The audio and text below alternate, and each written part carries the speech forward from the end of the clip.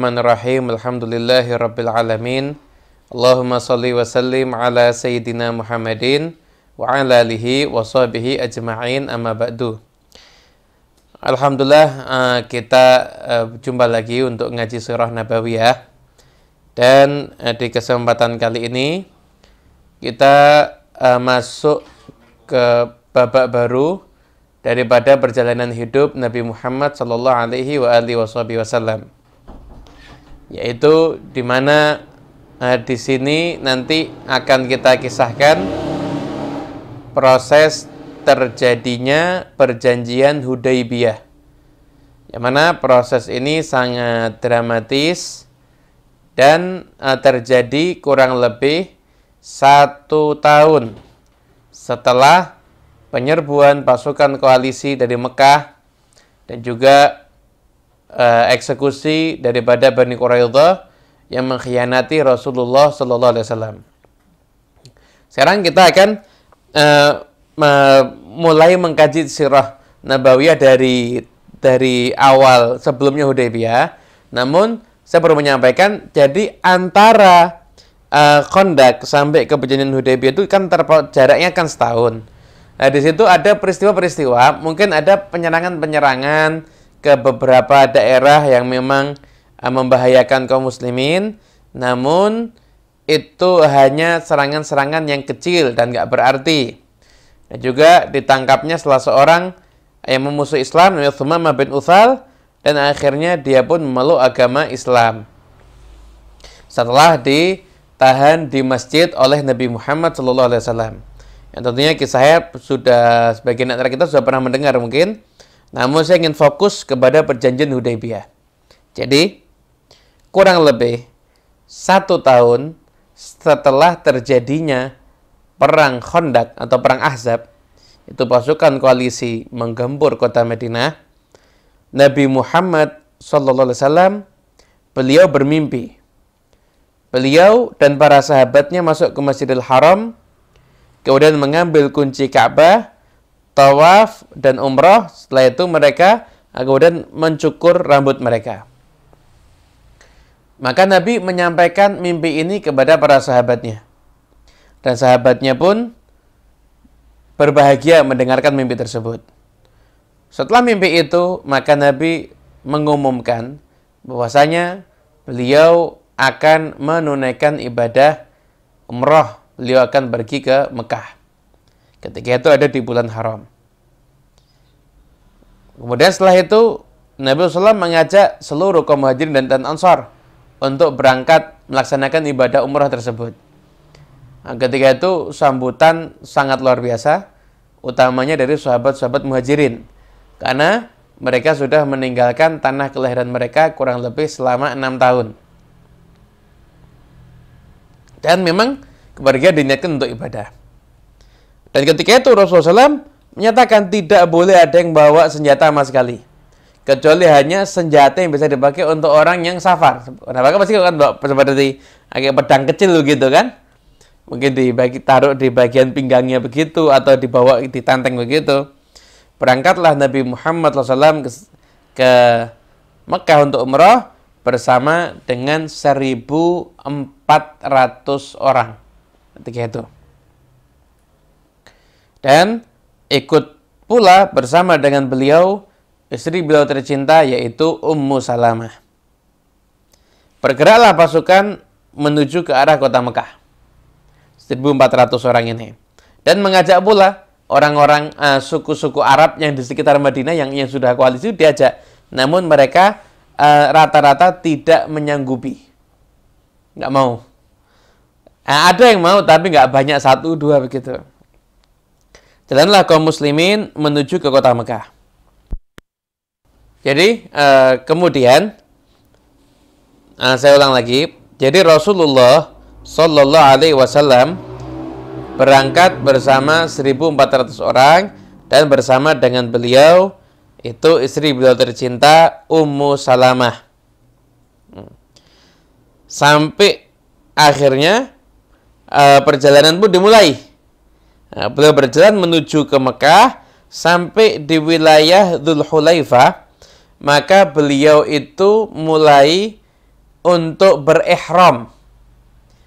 Dan beliau mempersiapkan hewan-hewan yang akan dijadikan kurban ketika nanti ada di tanah haram.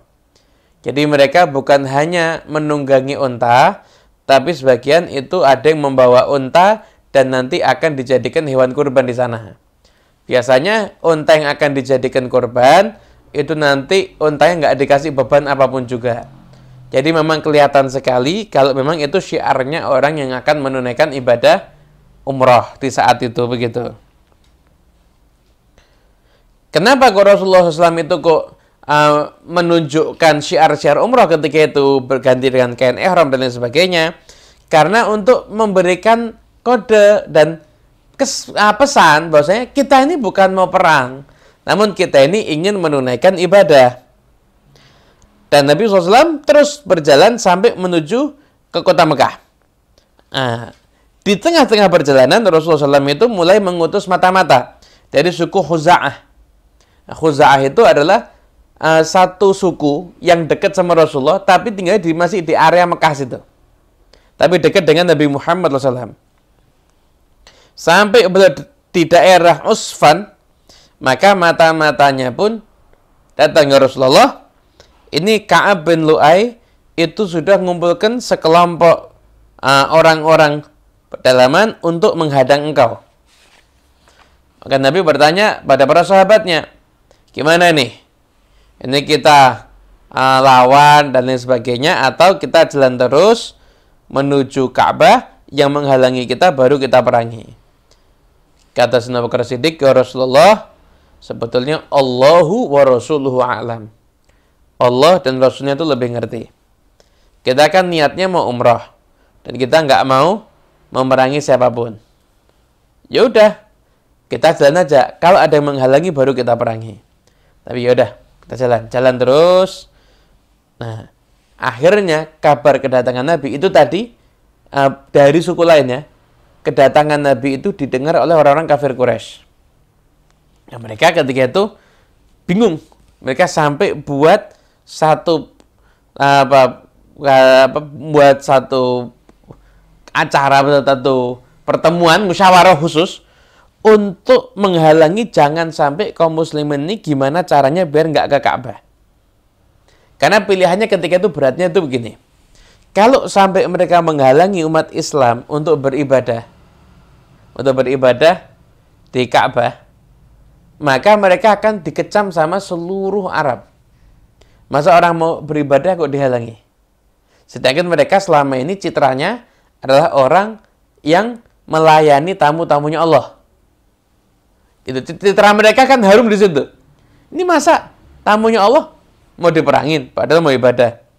Tapi kalau mereka mengizinkan, maka mereka pun juga malu loh, baru habis perang kok tiba-tiba seakan-akan menginjak-injak wilayah kami. Begitu. Akhirnya setelah itu mereka kemudian memutuskan nggak boleh masuk Mekah gimana pun caranya. Keluarlah mereka memerintahkan Khalid bin Walid bersama dengan 200 penunggang kuda di jalan utama menuju kota Mekah. Ketika itu mereka ingin menghadang kaum muslimin yang akan datang. Ketika itu sempat dua pasukan ini saling kelihatan begitu. Khalid lihat pasukan Nabi, Nabi juga dan pasukannya juga lihat Khalid bin Walid. Sempat Khalid itu lihat kaum muslimin sholat dan pengen menyerang ketika sholat. Namun setelah itu di sholat yang berikutnya Nabi sudah menggunakan sholat syiddatul khauf, sholat yang ketiga dalam keadaan perang. Jadi di mana sebagian ada yang menghadap kiblat, sebagian lagi ada yang berjaga begitu. Bagaimana sudah kita terangkan di surah yang sebelumnya. Setelah itu Rasulullah SAW nggak mau berhadapan dengan Khalid. Rasulullah SAW nggak mau perang. Beliau menempuh jalan yang lainnya untuk menuju ke daerah Mekah. Terus jalan sampai ketika itu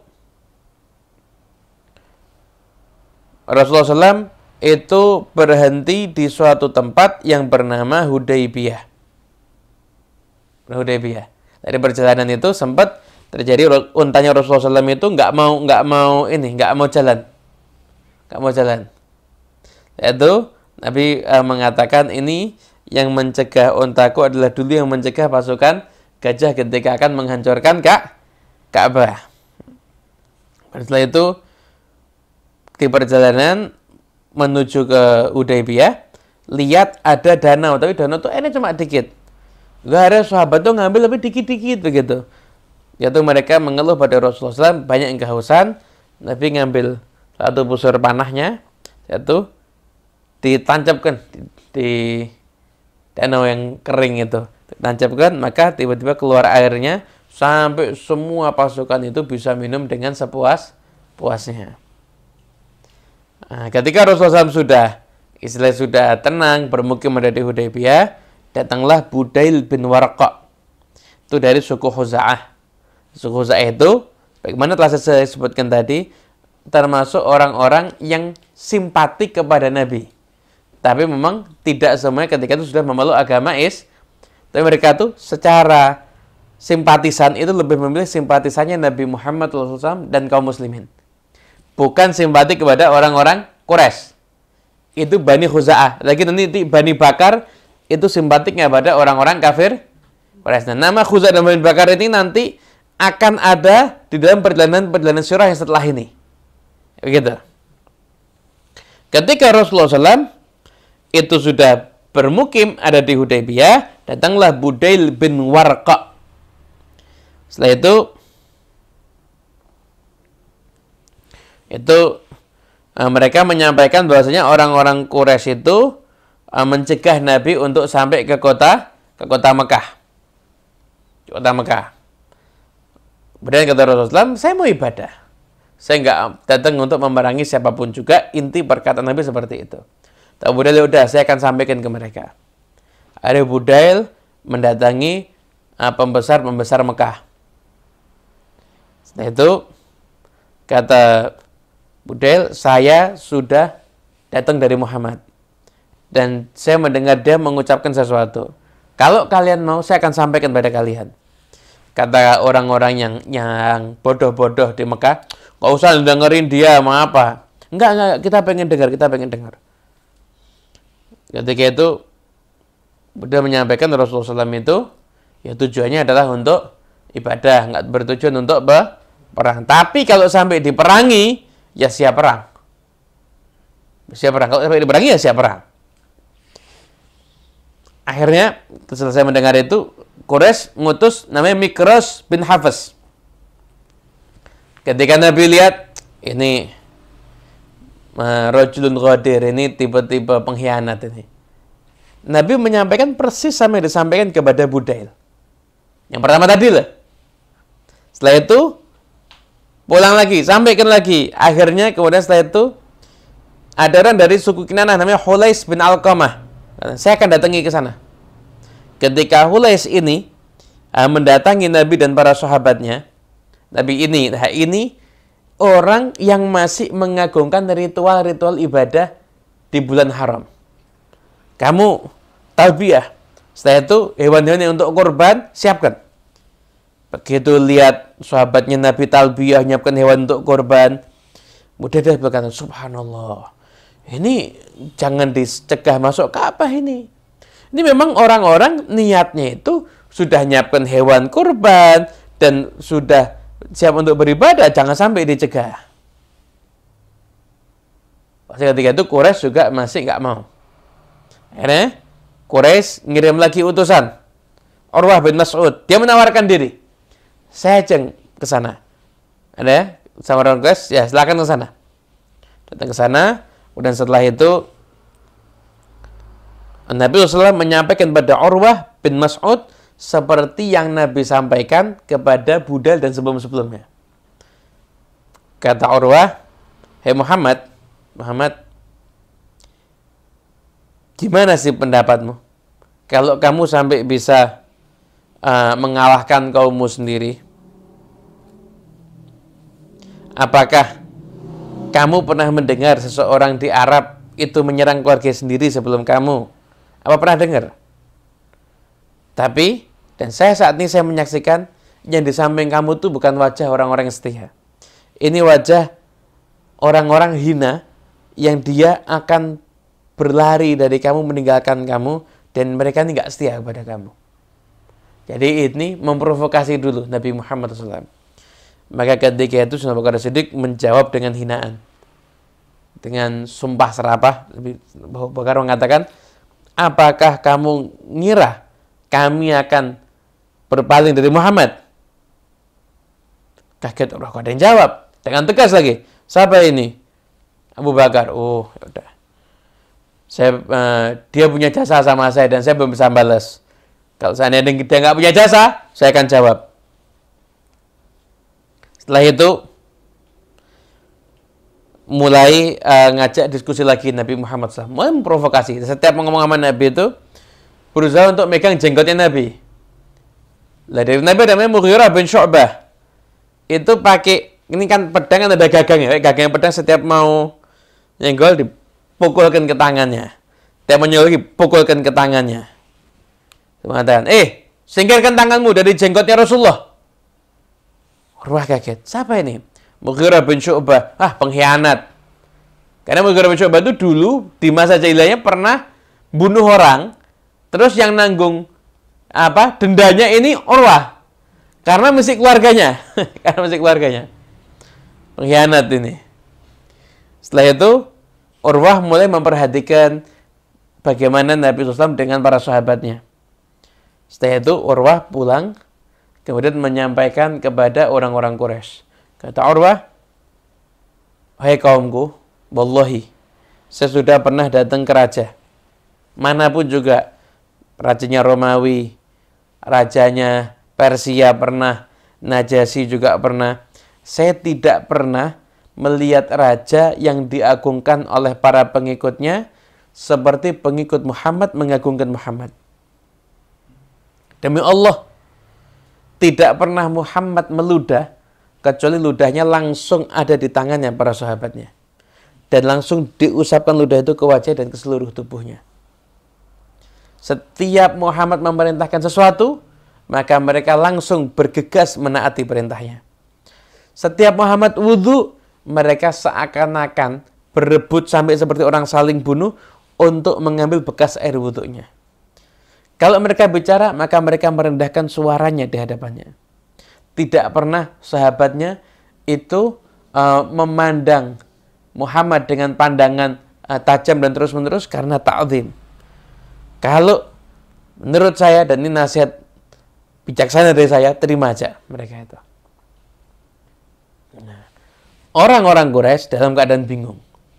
Nerima Rasulullah atau enggak? Karena ini dua-duanya ada resiko. Enggak nerima Nabi siap perang. Kalau diterima mereka itu malu. Nah, sebagian pemuda Quraisy itu memang ada yang ketika itu pokoknya pikirannya perang. Dan ketika menyaksikan para sesepuhnya, para tokoh-tokohnya itu mulai ingin untuk damai, mereka nggak mau. Wah, kita harus buat sesuatu nih. Gimana caranya kita buat kejadian, pokoknya nggak jadi damai. Akhirnya malam hari, mereka itu berusaha untuk mungkin nyerang duluan sampai kaum muslimin juga nyerang gitu loh. Sampai akhirnya terjadi peperangan, nggak terjadi perdamaian. Keluar 70-80 orang, setelah itu turun melalui Tan'im, setelah itu menuju pasukan kaum muslimin. Tapi ketemu sama Muhammad bin Maslamah. Kita mungkin pernah dengar Muhammad bin Maslamah, kalau kita lihat, ini kan jagoan-jagoan ini Muhammad bin Maslamah ini. Tangkap semua yang Muhammad bin Maslamah dan pasukannya. Ditangkap, Nabi SAW karena pengen damai, dilepaskan sama Rasulullah SAW. Tapi, karena peristiwa ini, Allah Ta'ala menurunkan firman-Nya, wa huwallazi kaffa aydiyahum 'ankum wa aydiyakum 'anhum bi batni Makkah min ba'di an atfarakum 'alaihim ila akhir ayat. Dialah Allah Ta'ala yang mencegah tipu daya mereka tidak sampai mengenai kalian dan kekuasaan tangan kalian tidak sampai mengenai mereka di Mekah setelah kalian berhasil untuk mendapatkan mereka. Maksudnya orang-orang berhasil dilepaskan sama Rasulullah SAW. Itu Rasulullah SAW kemudian mau mengutus lagi utusan untuk ngomong sama orang Quraisy, menyatakan bahwasanya tujuannya itu bukan mau perang, tapi mau beribadah. Yang pertama kali ditunjuk sama Nabi, Sayyidina Umar bin Khattab. Kata Rasulullah, saya ini di Mekah nggak punya keluarga yang akan bela saya. Jadi kalau saya di Mekah itu saya diganggu, nggak akan ada yang marah. Utsman bin Affan aja, keluarganya banyak di sana. Pasti akan menyampaikan kemauanmu dengan baik. Betul. Setelah itu Rasulullah SAW mengutus Utsman bin Affan. Setelah itu kata Nabi, sampaikan ke mereka, kita nggak datang untuk perang, kita datang untuk ibadah. Ajak mereka masuk Islam dan datangi orang-orang muslim yang masih tinggal di Mekah. Karena kan ada yang ketika hijrah itu ditahan, nggak bisa untuk hijrah. Sampai ke mereka, bahwa insya Allah kemenangan akan segera tiba. Allah Ta'ala akan meninggikan agama Islam, menampakkan agama Islam dan memenangkan agama Islam nanti di Mekah. Nanti tidak akan ada satu orang pun yang akan menyembunyikan keimanannya karena Islam sudah berjaya. Datanglah Utsman menuju Mekah. Sampai di Baldah, ketika itu ketemu sama orang Quraisy. Utsman mau kemana? Saya diutus Rasul untuk begini-begini dan sebagainya. Oh yaudah, kita sudah dengar kok. Yuk, dikawal Utsman. Karena Utsman ini keluarganya banyak. Dikawal Utsman dan dalam jaminan keamanan. Sampai Utsman ketika itu ketemu dengan Zu'ama Quraisy, sesepuh-sesepuh Quraisy. Setelah itu menyampaikan apa yang jadi maunya Nabi Muhammad SAW. Utsman tawari, kamu tawaf dulu enggak apa-apa? Enggak, saya enggak mau tawaf sebelum Nabi Muhammad juga tawaf. Nah, akhirnya Utsman itu ditahan di sana. Dan itu dalam artian, tunggu sebentar ya, kita mau musyawarah dulu. Begitu. Nah, ketika posisi nunggu Sayyidina Utsman itu, kaum muslimin heran loh. Ini harusnya kalau cuma sekedar ngomong udah kembali. Kok nggak kembali-kembali ya? Kaget kaum muslimin, kemudian mulai ada desas-desus. Jangan-jangan Utsman dibunuh ini. Ketika Nabi SAW itu dengar desas-desus itu, jangan-jangan Utsman itu dibunuh, maka Nabi mengatakan enggak. Kalau betul kita tidak akan pulang sampai kita memerangi mereka semuanya. Jadi Rasulullah SAW mengajak mereka untuk baiat. Baiat namanya baiatur ridwan di bawah pohon. Saya tetap nggak akan pulang sampai tetes darah penghabisan. Begitu. Ketika Rasulullah itu baiat, maka Rasulullah juga mengambil salah satu tangannya. Ini tangan ini untuk Utsman. Berarti Utsman itu tetap ikut baiat ketika itu. Semuanya ikut baiat. Kemudian satu orang munafik namanya Jaddu bin Qais nggak mau ikut baiat. Nggak mau ikut baiat. Nah, peristiwa ini dipuji oleh Allah Ta'ala di surat Al-Fatih ayat 18. Laqad radhiyallahu 'anil mu'minina idh yubayyi'unaka tahta syajarah. Sungguh Allah telah meridhai kaum mukminin ketika mereka membaiatmu di bawah pohon. Itu kan di bawah pohon. Namanya bai'atur ridwan. Ketika orang-orang kafir Quraisy sudah semakin terpojok, maka mereka mengutus Suhail bin Amr untuk membuat satu perjanjian. Intinya di perjanjian itu, jangan tahun ini mereka ke Mekah. Jangan tahun ini mereka ke Mekah. Tidak diizinkan. Begitu lihat yang datang Suhail, Nabi langsung tafaulan. Wah, yang datang Suhail, urusanmu mudah habis ini. Suhailun dari kata sahlun, mudah. Yang datang Suhail, berarti urusanmu mudah. Jadi Nabi itu senang dengan tafaul. Jadi berhusnudzon dengan kondisi yang ada di sekitar ketika itu. Setelah itu duduk Suhail ngobrol lama dengan Rasulullah SAW, menyusun suatu perjanjian sampai akhirnya ada 4 poin. Yaitu Rasulullah SAW tidak boleh berangkat haji umroh tahun ini, nggak boleh masuk Mekah, boleh datang tahun depan. Tapi cuma boleh hanya 3 hari dan hanya persenjataan yang dibawa ketika orang safar biasa, bukan persenjataan perang. Yang pertama. Yang kedua, gencatan senjata. Nggak ada perang antara kaum muslimin dan orang-orang kafir Quraisy selama 10 tahun. 3. Barang siapa daripada suku-suku yang ada, kabilah-kabilah yang ada, pengen masuk ke kelompok Muhammad, boleh masuk ke kelompok Muhammad.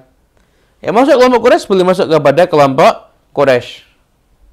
Memerangi salah satu daripada suku-suku ini seperti memerangi semuanya. Misalkan Khuza'ah tadi masuk ke kelompok Nabi. Yang memerangi Khuza'ah seperti memerangi Nabi Muhammad SAW. Gitu. Yang keempat, ini yang paling dianggap paling merugikan. Kalau ada orang Quraisy mendatangi Muhammad tanpa izin walinya, kabur gitu, maka Muhammad harus mengembalikan. Tapi kalau orangnya Muhammad mendatangi Quraisy, kabur juga dari Madinah ke Makkah, Muhammad Quraisy tidak harus mengembalikan. Nggak adil ya? Jadi kalau ada orang Quraisy yang nggak dapat izin dari keluarga yang masuk Islam mendatangi Nabi di Madinah, maka Nabi harus mengembalikan mereka. Dan kalau ada orang Madinah murtad, kemudian dia ke Mekah, maka orang Mekah nggak harus mengembalikan orang itu. Ya, setuju? Setuju. Akhirnya Rasulullah SAW memerintahkan Sayyidina Ali untuk nulis perjanjian. Tulis Bismillahirrahmanirrahim. Sayyidina Ali. Terus Rahman, tak tahu saya Rahman. Terus saja Bismika Allahumma. Dah, nanti tulis Bismika Allahumma. Saya tulis ini perjanjian antara Muhammad Rasulullah. Kata saya, enggak pakai Rasulullah. Kalau kami meyakini kamu utusan Allah, kami enggak merangi kamu. Tulis saja Muhammad bin Abdullah. Kata Nabi, aku ini Rasulullah, sekalipun kamu mendustakan aku. Tulis Muhammad bin Abdullah. Ya udah, Ali tulis Muhammad bin Abdullah. Hapus itu lafaz Rasulullah SAW-nya. Ya Ali, hapus Ali. Enggak mau saya hapus. Demi Allah enggak akan saya hapus. Dan saya itu, Nabi mana tempatnya? Dihapus sama Rasulullah SAW. Nah, ketika perjanjian itu ditulis, maka Khuza'ah itu memang dekat dari keluarga Nabi, tinggal dari dulu, itu masuk ke dalam kelompoknya Nabi Muhammad SAW. Dan Bani Bakar itu masuk dalam kelompoknya Quraisy. Nah, ketika perjanjian itu ditulis, datanglah seorang sahabat yang namanya Abu Jandal. Abu Jandal ini putranya Suhail. Nah, Suhail dalam keadaan di kerangkeng gitu, datang kemudian menuju kaum muslimin. Kata Suhail, ini praktek perjanjian kita yang pertama. Tapi enggak, perjanjian belum selesai ditulis. Kalau gitu, saya enggak mau perjanjian. Saya enggak mau perjanjian, kata Suhail. Hasil akhirnya, ketika itu mau enggak mau, Abu Jandal ini putranya Suhail. Jadi Suhail yang buat perjanjian itu, putranya itu ikut sama Nabi Muhammad. Beriman sama Nabi. Dan putranya itu sering diikat biar enggak kabur ke Madinah. Sekarang putranya datang, setelah itu pengen ikut sama Nabi. Setelah itu nggak ada pilihan lain. Ya udah dikembali, begitu kembali dipukul sama Suhail di mukanya. Saya tahu Abu Jandal tadi, wahai kaum muslimin, kalian kembalikan aku ke orang-orang musyrik, yang mana mereka akan menyiksaku karena aku masuk Islam. Nabi, wahai Abu Jandal, sabar. Allah Ta'ala akan memberikan kepadamu dan siapapun orang-orang yang lemah di antara kamu jalan keluar. Aku sudah buat perjanjian, mau nggak mau, aku harus taat dengan perjanjian itu. Taatlah perjanjian dan kamu jangan berkhianat. Saya juga nggak akan berkhianat. Ketika itu Umar bin Khattab kemudian mendekati Abu Jandal ini. Abu Jandal sambil nyodorkan pedangnya.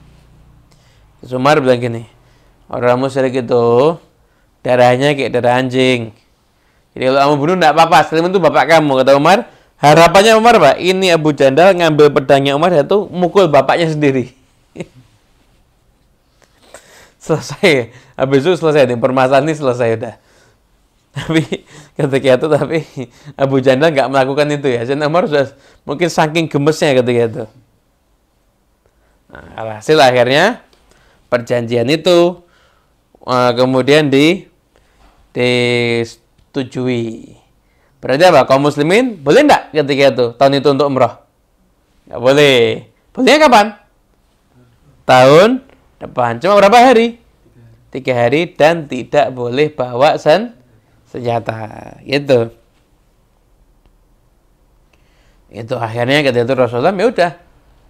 Rasulullah kemudian mengatakan, ya udah kalian sembelih hewan kalian. Ketika itu tidak ada yang berdiri. Kok nggak ada yang berdiri ya? Nggak ada yang patuh karena masih ketika itu kecewa kaum muslimin itu kan udah jalan jauh dihalangi dan sakit hati ketika perjanjian itu seakan-akan merendahkan kaum muslimin. Jadi kaum muslimin itu banyak yang sakit hati ketika itu. Bahasa sekarangnya apa ya? Belum bisa move on. Gitu. Selama akhirnya kemudian masuk ke mendatangi istri yang Salamah. Itu Nabi menyampaikan, saya suruh nyembelih nggak ada yang mau, saya suruh bangun nggak ada yang mau. Kata Nabi, gini aja, ya Rasulullah, engkau keluar, nggak usah ngejak ngomong siapapun, langsung engkau sembelih hewan kurbanmu. Setelah itu kamu panggil orang yang motong rambut kamu potong rambut halak, dipotong semua rambutnya. Terus Rasulullah kemudian keluar, beliau kemudian menyembelih hewan kurbannya, manggil tukang cukurnya. Begitu masyarakat lihat seperti itu, maka semuanya kemudian berdiri dan menyembelih hewan kurbannya masing-masing ketika itu.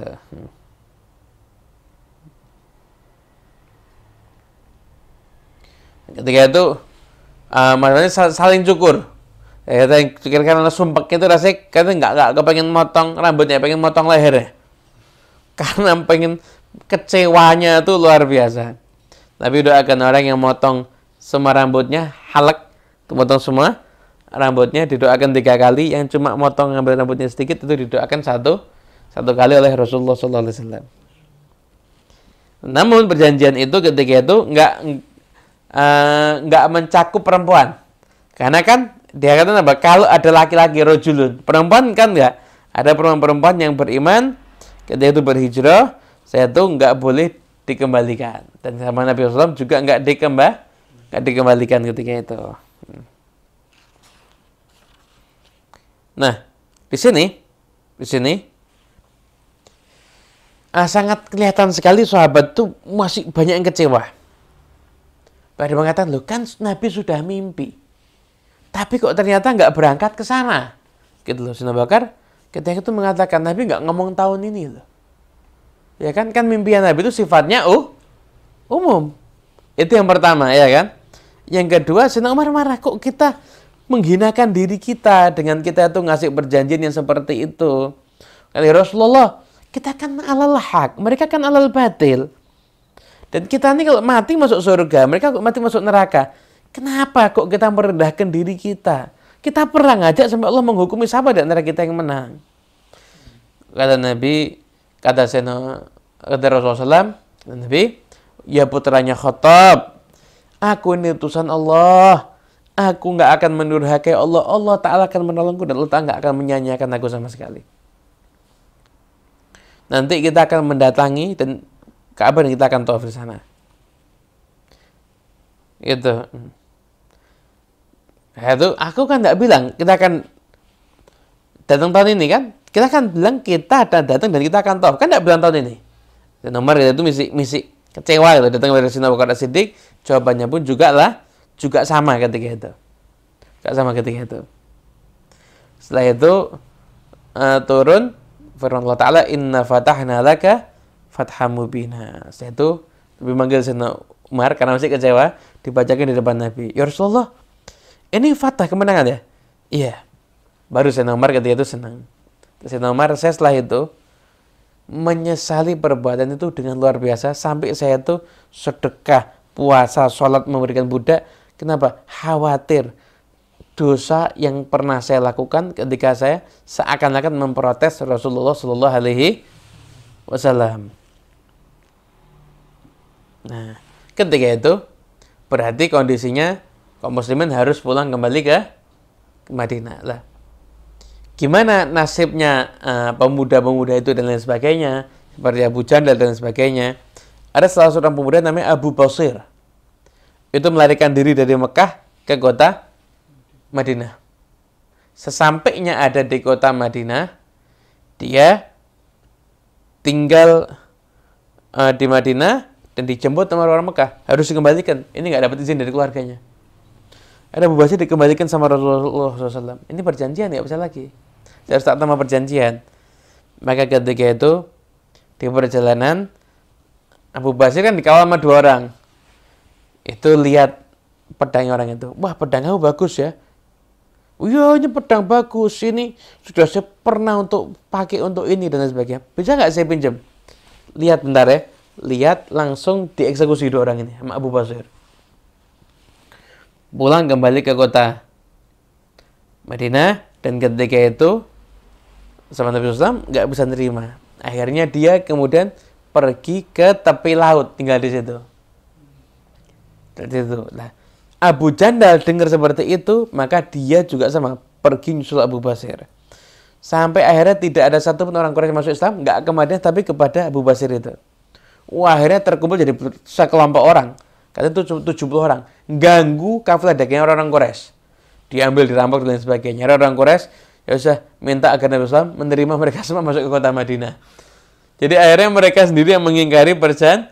Yang awalnya kelihatan itu merugikan umat Islam, justru itu akhirnya menguntungkan umat Islam. Jadi bagaimana Hudaybiyah nanti menguntungkan umat Islam? Insya Allah akan kita bahas di kajian sirah yang berikutnya. Wallahu a'lam bishawab.